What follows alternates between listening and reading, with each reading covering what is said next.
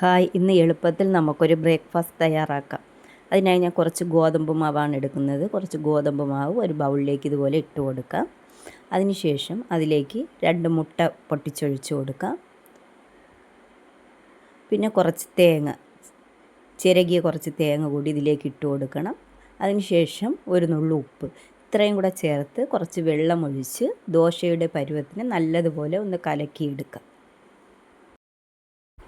ഞാനിപ്പോൾ ഇവിടെ ഗോതമ്പ് മാവാണ് എടുത്തത്. ഗോതമ്പ് മാവില്ലെങ്കിൽ മൈദാ മാവ് വെച്ച് വേണമെങ്കിൽ നമുക്കിതുപോലെ 2 മുട്ട ഇവിടെ ഒഴിച്ച് മൈദാ പൊടിയിലും ഇതുപോലെ മുട്ടയും ഒഴിച്ച് നമുക്കിതുപോലെ കലക്കി ദോശ ചുട്ടെടുക്കാം. അതല്ല റവയാണെങ്കിലും ഇതുപോലെ ചെയ്യാം. അരിപ്പൊടിയാണെങ്കിലും നമുക്ക് അരിപ്പൊടിയുടെ ഒപ്പം ഇതുപോലെ 2 മുട്ടയും കൂടെ ഒഴിച്ച് കുറച്ച് തേങ്ങയും അല്പം ഉപ്പും കൂടെ ചേർത്ത് ഇതുപോലെ നല്ലതുപോലെ കലക്കി ദോശയുടെ പരുവത്തിന് നമുക്ക് ചുട്ടെടുക്കാം. ഒരു എളുപ്പത്തിൽ തയ്യാറാക്കാൻ പറ്റുന്ന ഹെൽത്തിയായ ഒരു ബ്രേക്ക്ഫാസ്റ്റാണ്. ഇതുപോലെ തയ്യാറാക്കി നമുക്ക് ചുട്ടെടുക്കാം. ചട്നിയുടെ ഒക്കെ ഇതുപോലെ ചമ്മന്തിക്കറിയുടെ ഒപ്പം നമുക്ക് കഴിക്കാം. ഇനി നമുക്കിത് ഓരോന്നായി ചുട്ടെടുക്കാം. ഇതുപോലൊരു തവ ചൂടായി വരുമ്പോൾ ഇതുപോലെ നല്ലതുപോലെ പരത്തി കനം കുറഞ്ഞ് പരത്തി നമുക്കിത് ചുട്ടെടുക്കാം. നല്ല ടേസ്റ്റ് മാത്രമല്ല ഹെൽത്തിയുമാണ്. അതുപോലെ നമുക്കിത് എളുപ്പത്തിൽ തയ്യാറാക്കാം.